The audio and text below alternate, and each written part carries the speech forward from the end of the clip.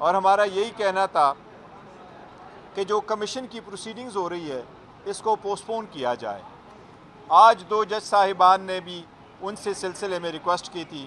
ہمارا بھی صرف استدعا اتنا ہی تھا کہ چند دنوں کے لیے اس پروسیڈنگز کو پوسٹ پون کرے۔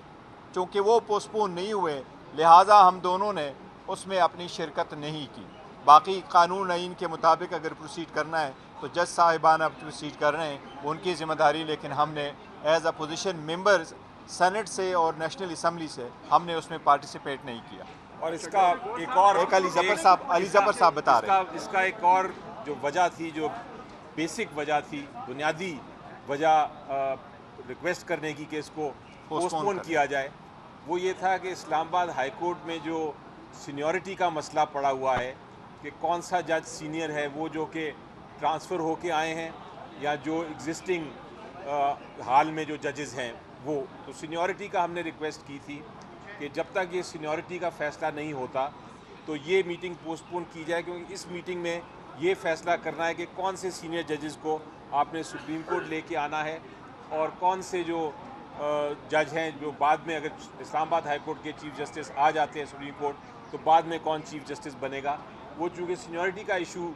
پینڈنگ ہے تو ہم نے یہ ریکویسٹ کی تھی، بہرحال وہ نہیں مانی گئی، تو ہمیں یہی انسٹرکشنز تھیں کہ ہم اس میں پھر پارٹیسپیٹ نہ کریں، حصہ نہ لیں۔ اب وہ فیصلہ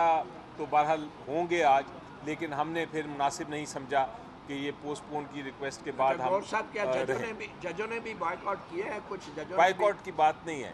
پارٹیسپیشن کی بات ہے، اور وہ ہے تو دو جج صاحبان نے بھی پارٹیسپیٹ نہیں کیا۔ پارٹیسپیٹ نہیں کیا، جی کیا ہاں بالکل انہوں نے تحفظات ریکارڈ نہیں، کروائے؟ دیکھو تحفظات کی ہم نے بھی تحفظات کی بات نہیں، جو اندر پروسیڈنگز ہو سکتی ہے آبویسلی ہم انڈر اوتھ ہے، وہ ان کیمرہ پروسیڈنگز ہے، وہ اس کو نہیں بتا سکتی کیا ڈسکشن ہوئی، لیکن یہ ضرور ہے وہ آپ کے پاس پریس ریلیز بھی آئے گا کہ دو جج صاحبان نے اور ہم نے پارٹیسپیٹ نہیں کیا۔ اچھا بریس صاحب، وکلا تنظیمیں احتجاج کر رہی ہے، اب تو اپوزیشن جماعت، اب آپ کیا اسٹریٹجی اختیار کریں گے، اب فیوچر کیا؟ دیکھیں پاکستان تحریک انصاف فیوچر کا لائحہ عمل بھی